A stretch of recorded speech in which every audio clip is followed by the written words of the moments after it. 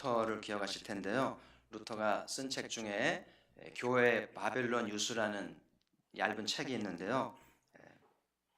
옛날 이스라엘이 바벨론에 망했잖아요. 망해가지고 성전은 파괴되고 귀족들과 왕은 다 끌려가고 말씀도 빼앗기고요.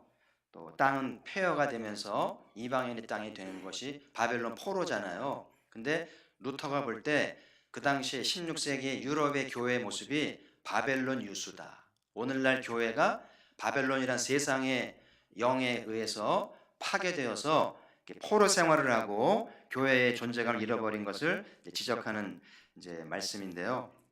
일리가 있다는 생각이 들고, 그래서 루터가 볼 때 당시의 교회가 사도들이 물려준 어떤 가르침, 정신은 다 사라졌고 교황이 그 말씀의 자리를 차지하고 절대 권력을 누리면서 성령의 역사는 없고 교회 전통과 규칙만 남아있는 현실을 보면서 오늘날 교회가 바벨론 유수다. 그래서 바벨론에 포로 간 사람이 이제 이사야의 희망을 갖고 돌아오기를 꿈꾸잖아요. 돌아왔잖아요. 그래서 성전을 재건하고 또 율법을 회복한 것처럼 이제 오늘날 교회가 다시 종교 개혁을 통해서 거듭나야 되겠고 해방을 경험하면서 해야 될 것들을 강조하는 그런 귀한 내용이 있는데, 오늘날 우리 가포교회도 그렇고 한국교회가 이 종교개혁자들이 가졌던 정신을 이어받고 있는가?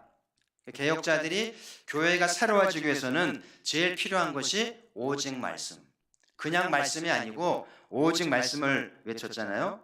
그래서 말씀 외에 어떤 것도 교회를 이끌 수 없다. 오직 말씀이 이끌어야 되고 말씀만이 교회를 회복해야 한다고 믿었는데요. 요즘에 아이들이 학교 가서 하는 말이 공부는 학교에서 하는 거 아니야 이런다고 그래요. 공부는 어디서 합니까?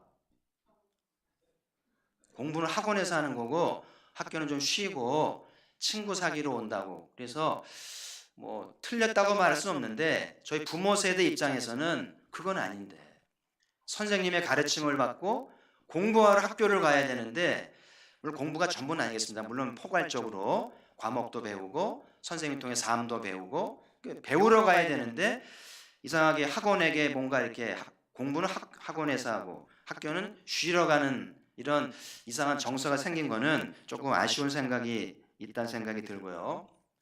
그러면 교회는 뭐 하러 갑니까? 오늘 교회 왜 오셨어요?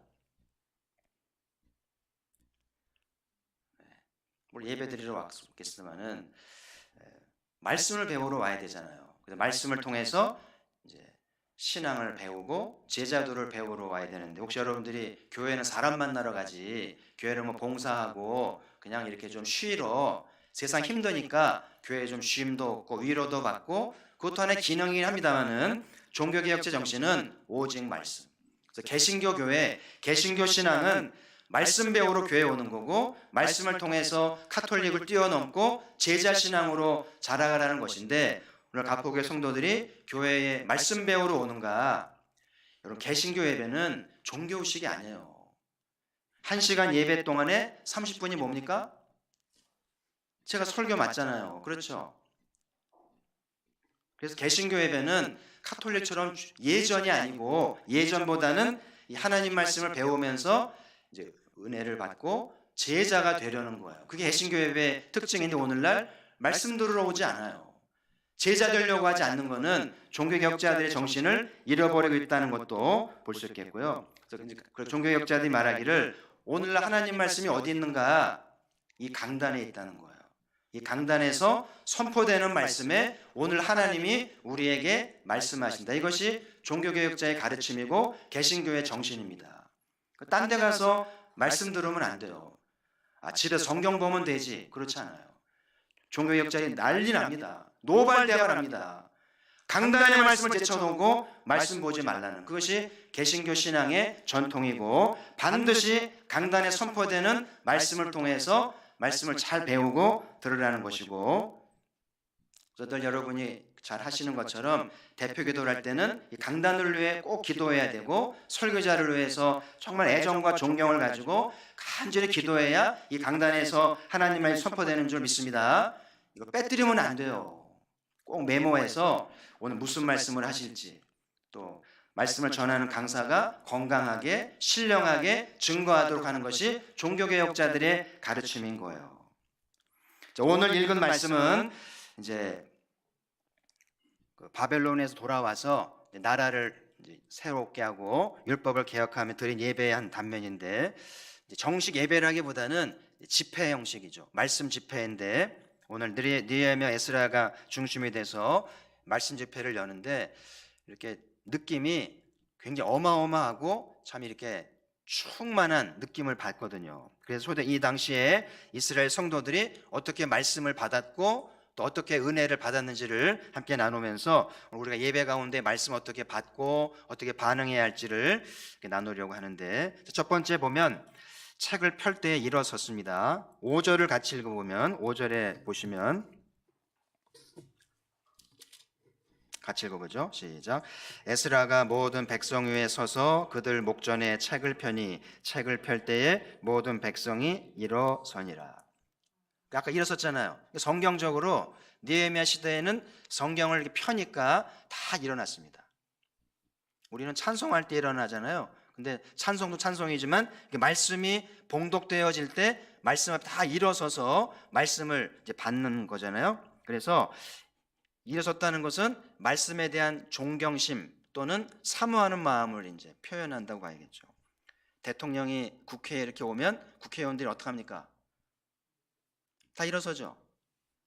의장 일어서라고 말하지 않습니다. 그 대통령에 대한 기본 예우잖아요. 일어서서 박수를 치든지 인사를 하죠. 또 법정에 판사가 입장을 하면 다 어떻게 합니까?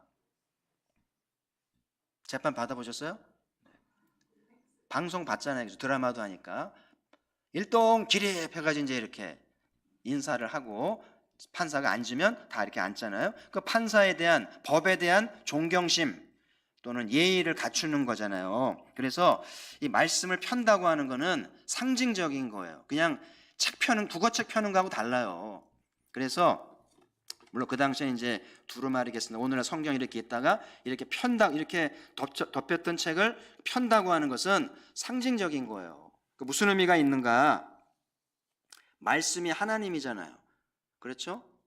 말씀이 하나님이잖아요. 그래서 이 말씀이 태초에 계셨고 이 말씀으로 천지가 지어졌는데, 말씀을 편다는 것은 하나님이 입을 열어서 말씀하시려고 한다, 그런 상징이 있는 거예요. 그래서 여러분들이 성경책을 가지고 와서 이제 봉독 시간에 말씀을 펴 찾잖아요. 그러면 이제 하나님이 말씀하시려고 한다, 그런 생각을 하면서 두렵고 떨리는 마음으로 잘 펴야 되겠고, 그래서 오늘 어떤 말씀을 펴실까? 구약을 펴실까? 신약을 펴실까? 그 주보 보면 나오니까.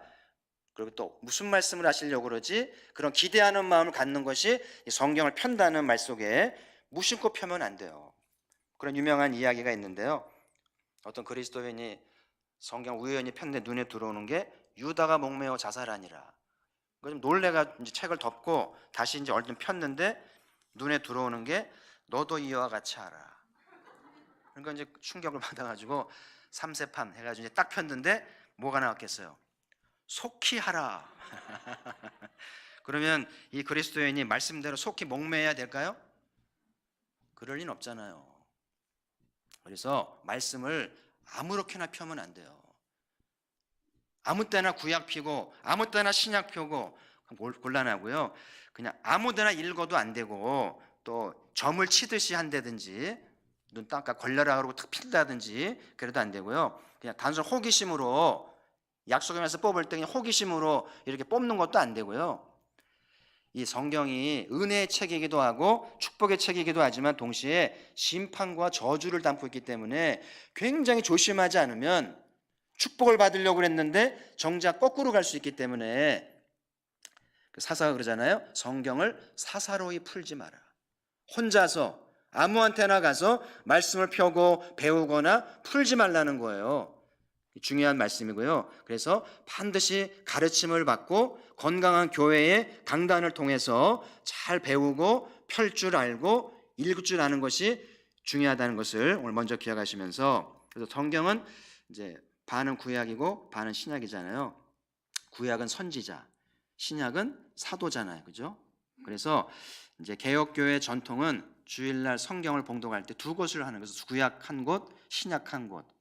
저도 과거에 그렇게 했었는데 좀 시간이 많이 걸리니까 한 곳만 합니다만은 개혁교회 전통은 주일날 봉독을 할 때 구약 한 곳, 신약 한 곳에서 매칭을 시키는데 성경을 읽을 때도 그렇고 또 강단 말씀도 그렇고요. 너무 구약에 치우친다든지 너무 신약만 한다든지 그러면 안 돼요. 균형을 이루어야 되는데 너무 신약에 치우치면 뿌리가 없는 거예요. 구약에서 나왔잖아요, 신약이. 구약이 없는 신약은 뿌리 없는 나무와 같아요. 그래서 너무 신약만 파도 안 되고 너무 구약만 파면 구약으로 돌아가면 안 되잖아요. 그렇죠? 말일성도 그리스도교회 지금도 안식일을 주말에 지키잖아요. 그래서 구약에 치우치면 또 그리스도가 없으니까 그래서 구약과 신약을 잘 균형을 잡는 것이 매우 중요한데 제가 오래전에 어느 교회 위임식을 갔었는데 제가 이제 봉독을 맡았어요. 성경 봉독 순서를 맡았는데 거기서 이제 그날 설교하러 오신 학교 때 이제 설교학 교수님이 오셔가지고 인사를 드리고 그래서 이제 하는데 교수님이 저보고 중앙에 앉으라고 그래서 제가 말씀드리는 목사님이 중앙에 앉으시라 했더니 저한테 귓속말로 이렇게 하시면서 설교보다 중요한 게 봉독일세. 그러면서 저한테 이게 좋은 자리 이상하면 중앙에 이렇게 좀 이렇게 죄송하게 앉은 기억이 납니다만은 새롭게 와닿았어요. 당연히 설교가 중요하고 메인 시간인데 목사님 말씀은 설교보다 하나님 말씀 그 자체인 봉독을 하는 것이 더 중요하다는 얘기를 하니까 그게 마음이 와닿고요. 그래서 우리 교회가 주일날 성경 봉독할 때 봉독하기 전에 성가대가 찬양하잖아요. 그리고 봉독 끝난 다음에 찬양하죠. 그거 왜 하는 겁니까? 봉독이 중요하다는 거예요. 그래서 말씀을 미리 잘 찾아 놓으시고 그래서 이제 말씀을 봉독하기 전에 마음을 준비해서 이제 말씀하신다. 그러면 이제 말씀을 제가 읽으면 그게 말씀인 거예요. 오늘 우리에게 주는 말씀이고 또 성가대가 이제 후주를 하면 그 받은 말씀을 또 음미하고 묵상하면서 내 것으로 받는 시간이 짧은 시간이지만 거기서 끝난 거예요. 설교는 그냥 푸는 것밖에 안 돼요. 그러니까 진짜 예배자는 설교보다 봉독에 집중합니다. 그 다음 주부터는 이제 봉독 어디 하겠습니다. 그러면 성가대 나오잖아요. 그러면 잘 알고 이제 미리 이제 성경을 잘 못 찾는 분들은 주보에 이렇게 안내가 돼 있으니까 예배 전에 찾아가지고 표시를 해놓으세요. 그래서 봉독하겠습니다. 그러면 딱 나오게. 그래가지고 이렇게 이제 하나님이 입을 열어서 말씀하신다. 그러면 제가 쭉 읽어 나가면 그거를 그대로 받는 거예요. 더하지도 말고 빼지도 말고 그대로 받아서 흡수하는 거죠. 그리고 성가대가 찬양을 하면 그걸 음미하면서 말씀대로 되어지이다. 말씀 주시니 감사해요. 그러니까 성령 충만한 그리스도인은 봉독하고 나면 반드시 한 구절 한 단어 와 닿아요. 콕 찔리기도 하고요. 쏙 들어오기도 하면서 내 것이 되는 거예요. 그리고 나서 말씀을 들으면 이제 더 은혜가 되는 거잖아요. 새 가족이 있으면 좀 잘 찾아주세요. 그래서 봉독에 잘 참여하도록. 요즘에는 이제 폰 속에 성경이 들어있어가지고 예배 시간도 신방 가도 그러고 요즘 목회자까지도 신방 가서 성경책 안 가지고 폰 가지고 예배를 드리던데 조금 제하고는 좀 안 맞아요. 그래서 저는 이렇게 문서를 책을 가져가서 펴서 읽으면 좋겠는데 폰을 꺼내가지고 이렇게 해가지고 이제 이렇게 성경 보고 이렇게 하는데 어쨌든 편리하긴 하니까 성경책 무겁잖아요. 근데 폰 속에 가지고 다니니까 언제든지 볼 수 있고 점검할 수 있으니까 괜찮다 생각이 들고요. 너무 성경책을 아예 무시해버리고 폰만 고집한 문제라고 봐요. 그러니까 성경책도 보지만 좀 편리성도 있고 언제든지 볼 수 있기 때문에 폰을 이용하는 것은 좀 좋다고 보고 그래서 아직 폰에 성경이 없는 분들은 죄송한데 한번 손 들어보실래요? 내 폰에 아직 성경이 안 들어있다. 두 분밖에 다 들어있어요? 그렇군요. 그래서 저도 그렇습니다. 수시로 이렇게 뭔가 떠오르는 말씀이 있을 때 바로바로 검색을 하세요. 그래서 확인하고 묵상하면서 말씀과 동행하도록 폰이 있는 거니까 활용하는 건 좋다는 생각이 들고요. 자, 두 번째 오늘 느헤미야 시대의 예배는 아멘 아멘 응답하였는데요. 오늘 본문에 보면 이제 6절에 아멘, 아멘 응답했죠. 누군가와 대화를 할 때 반응이 참 중요하잖아요. 부부 사이든 애들하고든 교인끼리든 뭐 열심히 얘기했는데 표정도 없고 반응도 없으면 어떤 느낌이 받아요? 무시하나? 무시당하는 느낌. 그리고 화도 나면서 다시는 말하기 싫잖아요. 그렇죠? 저도 어릴 때 이제 우리 애들 아빠 그러면 저는 뭐 보면서 얘기해 그러면 애들이 이렇게 볼을 이렇게 돌려 나를 보라 이거죠.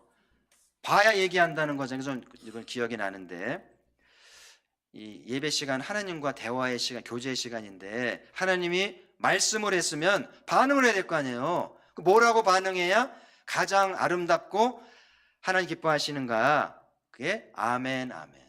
한번 해볼까요? 아멘, 아멘. 뭐 두 번 하라는 꼭 두 번 하라는 건 아닌데 아멘 하라는 이야기겠죠.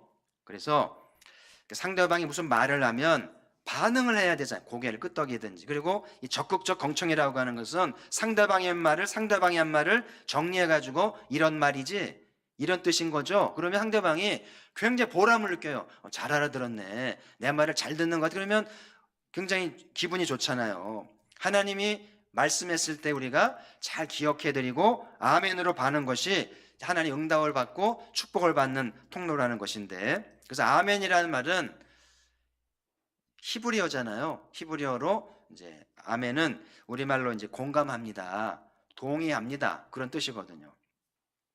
자, 고린도서 1장 20절을 보시죠. 자, 같이 읽어보죠. 시작.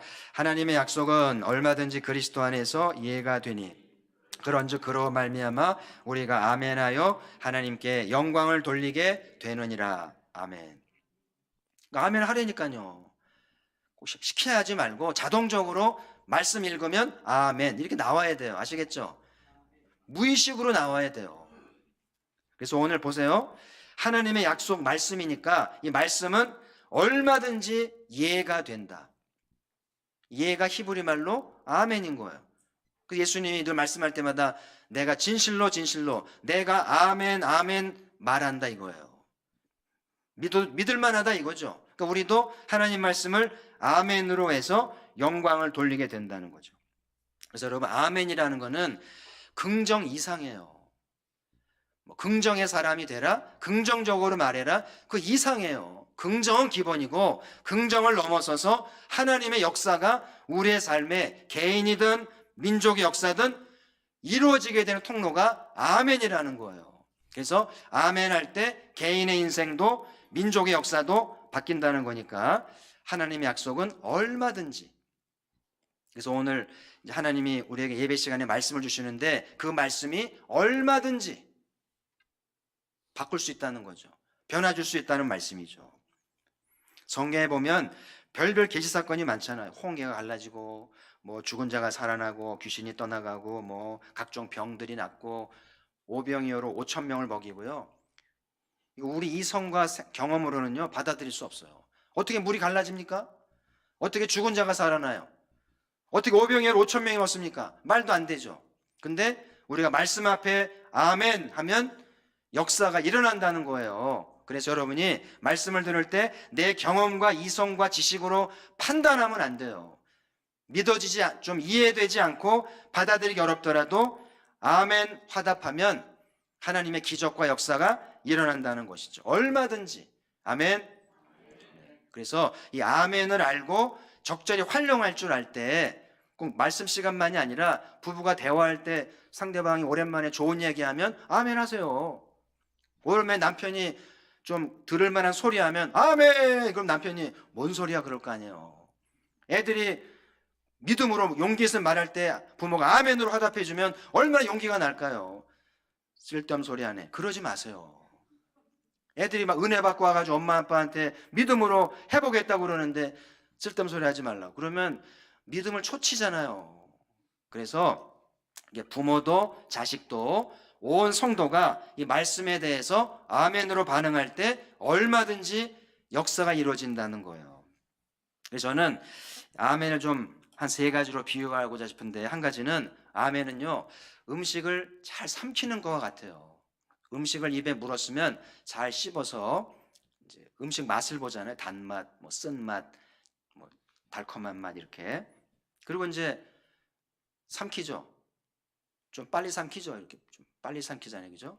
성질 급한 사람 빨리빨리 삼키는데요. 어쨌든 음식을 삼켜야 몸에 들어가서 이제 분해가 되고 영양소가 되고 이렇게 에너지가 되잖아요. 그런 것처럼 아멘은 뭐냐면 하나님 말씀이 내 안에 들어와서 피가 되고 살이 되도록 하는 이렇게 음식을 꿀꺽 삼키는 것 같은, 그래서 이제 에너지가 되고 소화가 되게 하는 것처럼 아멘은 말씀이 내 삶에 힘이 되고 역사가 되게 하는 통로라는 거예요. 근데 어떤 애들은 보면 음식을 입에 물고요, 삼키질 않아요. 씹지를 않네. 그러니까 씹어 삼켜, 그냥 안 삼킵니다. 그냥 엄마가 속상하잖아요.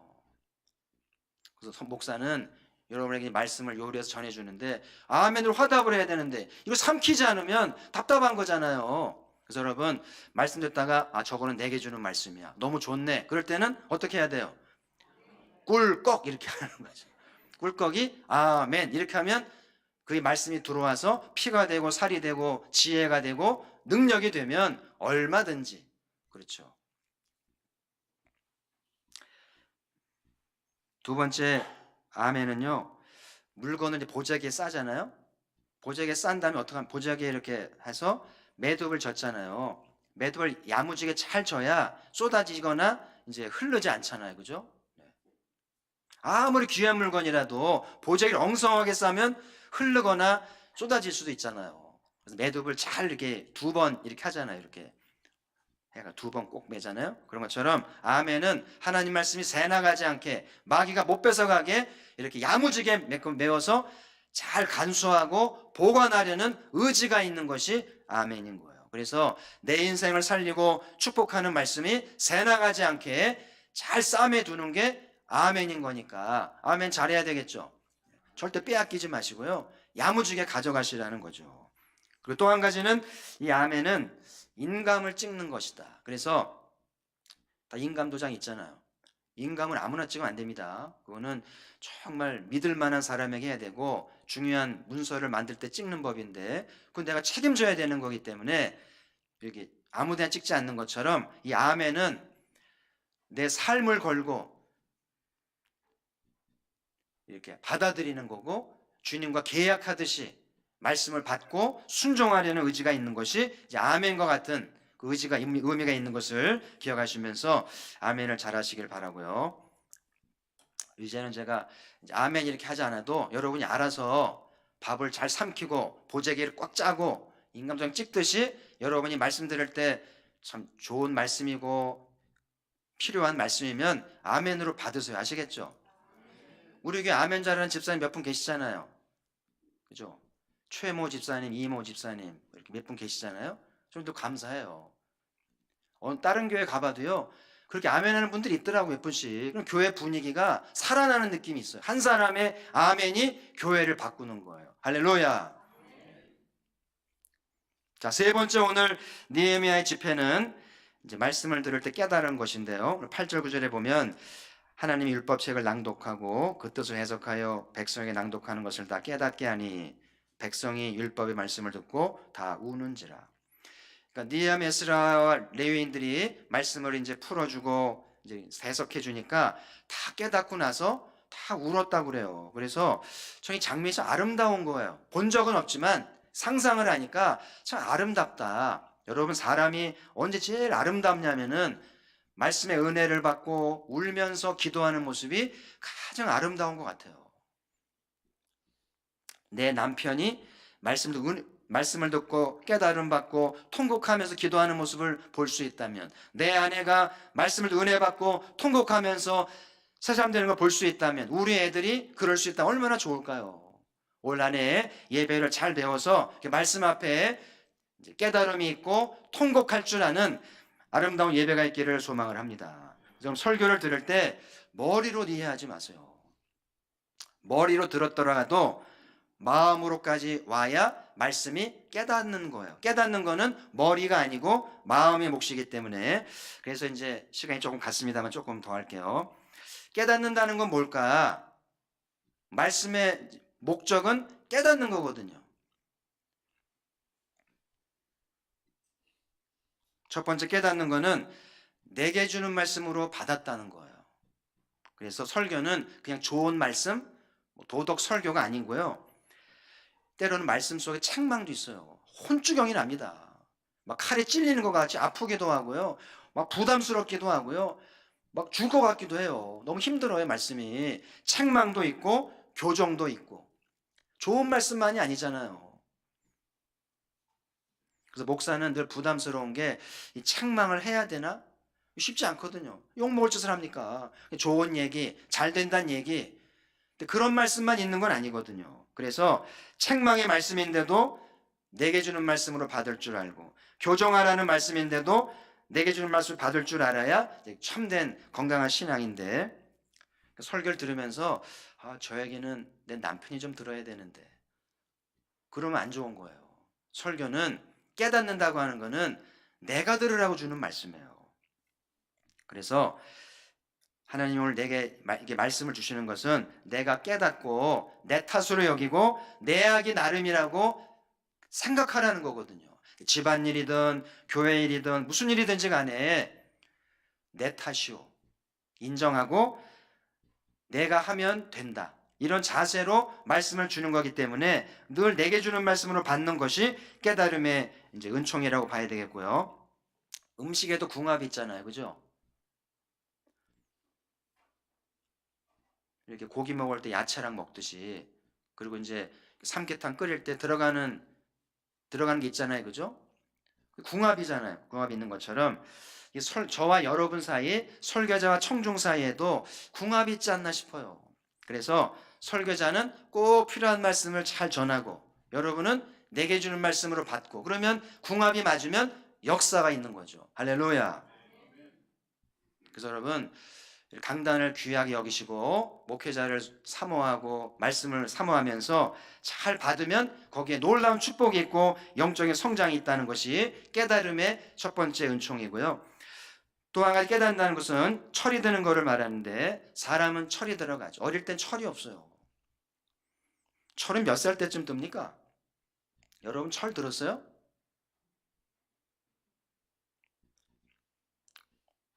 그래서 말씀을 듣고 깨닫는 거는 철이 들어간다는 거예요. 신앙의 철, 인생의 철을 깨닫는 건데, 철이 들면 제자리로 돌아가요. 가정으로, 또 교회로, 사명의 자리로 돌아가죠. 그러면 교회도 살고 가정도 살고. 철이 없는 사람들 때문에 가정도 어렵고 교회도 어렵고 사회가 혼돈스러운 거예요. 그래서 말씀을 듣고 깨달아야 이 나라도 교회도 우리 집안도 살 줄 믿습니다. 그래서 그 말씀이 중요한 거예요. 그래서 사람 이상이 철이 들면은요, 누가 뭐라 그러지 않아도 할 일을 합니다. 철이 들었으니까 꼭 시켜야 하고 잔소리해야 하고. 철 안 든 거예요. 철든 사람은요, 애나 어린이나 알아서 합니다. 그러니까 보기가 좋고 자랑스러운 거예요. 그래서 오늘 말씀도 깨닫는 것은 점점 철이 들어간다. 그래서 여러분 올 한 해 예배를 잘 드려서 말씀을 계속 깨달아가면 철이 더 들겠죠. 그러면 이제 여러분의 가정도 살고 주위에서 인정도 받고 역사가 있는 은총이 있게 되는 것이죠. 마지막으로 이제 철이 든다고 하는 것은 마음의 눈을 뜨는 것을 의미하는데, 우리 두 눈으로 이제 살아가면서 보이는 세상이 있잖아요. 물질 세계가 있잖아요. 그죠? 아름다운 것, 또 보기 좋은 것, 보기 흉한 것 다 보고 사는데요. 여러분 보이는 세상이 크겠어요? 보이지 않는 영적 세계가 더 크겠어요? 중요한 거는 보이는 게 전부가 아니라는 거예요. 믿음, 소망, 사랑 보이지 않습니다. 그렇죠? 공기 보이지 않잖아요. 그래서 깨닫는다고 하는 것은 마음의 눈을 뜬다는 걸 의미할 수도 있는데, 사도가 그러잖아요. 마음의 눈을 떠서 부르심의 소망이 무엇이며 그 기업의 영광의 풍성이 무엇인지를 알기 원합니다. 그래서 마음의 눈을 떠야 부르심의 소망이 뭔지, 기업의 풍성이 뭔지를 비로소 보는 건데, 마음의 눈을 뜨지 못하고 육신의 눈만 뜨면 부르심도 모르고 영적 기업도 모르고 그냥 보이는 게 전부예요. 돈 쫓아다니고 일에 쫓아다니면서 보이지 않는 걸 놓치고 마는 거죠. 그래서 말씀을 통해서 깨달아지면 마음의 눈을 뜨는 거예요. 그래서 보이는 게 전부가 아니구나. 그러면서 하나님을 쫓으면서 아버지가 주는 부르심, 또 약속과 축복을 받을 줄 아니까 또 풍성한 삶이 되지 않겠어요? 그래서 저는 마음의 눈을 뜬다는 것은 시야가 넓어진다는 생각을 했어요. 그래서 거기 사도의 말씀에 마음의 눈을 떠서 뜬다는 말이 영어에 보니까 넓힌다, 계몽한다 그런 뜻이 있어요. 그래서 여러분이 말씀을 잘 듣고 깨달으면 시야가 넓어져요. 사람 보는 시야, 장사하는 시야, 공부하는 시야, 영적 시야 넓어지, 말씀 보는 시야 넓어집니다. 자, 네 가지 차원을 얘기할게요. 마음의 눈을 뜨면 보이는 세상과 보이지 않는 세상을 같이 보게 돼요. 넓어지는 거죠. 그렇죠? 그리고 이 세상만이 아니라 내세도 볼 수 있어요. 이 생이 끝나고 영원한 세상을 바라보게 되니까 더 넓은 세상을 살게 되는 거고요. 사람 볼 때도 겉만 보지 않고 내면을 보기 시작을 해요. 마음의 눈을 떠서 배우자의 속을 보고 아이들의 속을 보고 영혼들의 속을 볼 수 있으면 얼마나 좋을까요? 아무나 보는 게 아니죠. 마음의 눈이 열려야 내면이 보이기 시작을 하고 영적인 것까지 볼 수 있다면 더 충만하게 되겠죠. 성령의 역사로 영을 분별할 줄 알고 말씀을 깨닫는 은혜가 있기를 축복합니다. 이렇게 말씀을 깨닫게 되면 입체적인 안목이 생기는 거예요. 삶의 질이 달라질 수밖에 없어요. 그래서 진정한 프로는 멀리 본다고 그러잖아요. 시야가 넓다고 그러잖아요. 그래서 여러분 예배를 잘 드려서 말씀을 통해 깨달음의 시야가 넓어져서 인생 보는 시야가 넓어지고 입체적으로 보심으로 또 풍성한 삶이 될 수 있기를 소망을 합니다. 자, 이 말씀의 결론인데요. 개신교 신앙의 개신교 예배는 중심이 말씀입니다. 그래서 개신교 예배는 설교 들어온다고 해도 과언이 아니에요. 그 말씀을 잘 듣는 것에 관건이 있는데, 그래서 좀 일찍 오셔서 마음을 갈아엎고 회개도 하시고 찬양을 드리면서 말씀 받을 준비를 하시면서, 그래서 오늘 느헤미야 시대의 성도들은 말씀을 펴니까 일어섰잖아요. 일어선다는 것은 존경심, 사모하는 마음인데 말씀을 가볍게 취급하지 마세요. 그리고 함부로 대하지도 말고 선지자와 사도를 귀하게 여기면서 늘 하나님이 말씀하신다, 입을 열어 말씀하시는 것이 책을 편다 생각하시고 잘 펴시고 잘 찾고 잘 받는 우리가 돼야 되겠고요. 성경을 잘 찾고 펴려면 익숙해야 되잖아요. 그죠? 부지런히 말씀도 읽고 공부도 하면서 훈련이 돼야 되겠죠. 두 번째는 아멘으로 화답하였는데, 아멘은 음식을 삼키는 것처럼, 보재기를 잘 매는 것처럼, 도장을 찍는 것처럼 하나님 말씀을 잘 받아서 역사가 있게 하는 통로인 것을 기억하면서 아멘을 활용하시기를 바라요. 근데 너무 아멘을 또 많이 하면 설교가 방해되니까 한 번이나 두 번이나 세 번 정도 꼭 소중할 때만 이렇게 용기를 내서 아멘, 꼭 크게 하지 않더라도 이렇게 아멘 이렇게 받으면 그 말씀이 내 안에 들어와서 얼마든지 인생을 바꾸고 충만케 하게 되는 것이죠. 마지막 말씀을 깨달았는데요, 말씀을 머리로 듣지 말고 마음으로 받을 때 마음의 눈이 뜨는 거예요. 마음의 눈이 뜨게 되면 인생을 본 시야가 넓어지고 입체적이 되면서 이전에 알지 못했던, 누리지 못했던 더 입차적이고 풍성한 삶을 살게 되는 거예요. 그래서 제가 예배를 강조하는 것은 그냥 부담 주려는 게 아니에요. 예배에 성공한, 인생에 성공한다는 말이 그냥 나온 게 아니고, 오늘 말씀을 보세요. 그렇죠? 이 말씀을 제대로 받고 제대로 역사하면 얼마든지 바뀌는 것이기 때문에 예배가 중요하다는 거예요. 현대인들은 손실에 민감하잖아요. 내가 시간을 내고 물질 들으면 손해인가 이익인가 따지잖아요. 1시간 예배 오면 손해인가 이익인가, 또 헌금까지 들으면 손해인가 이익인가. 제가 경험한 하나님은 절대 손해보지 않게 합니다. 바쁘고 힘들어도요, 예배 시간 투자하고 기꺼이 봉헌을 드리면 하나님이 우리의 시간과 봉헌을 받으시고 말씀으로 역사하시면 얼마든지 갚아주시고 넘치게 하신다는 거예요. 그래서 믿음으로 예배에 참여하시고 믿음으로 화답해서 올 한해 풍성한 삶이 되기를 주의 이름으로 축복합니다. 하나님 아버지 감사합니다. 우리 가포교회 예배를 새롭게 하시고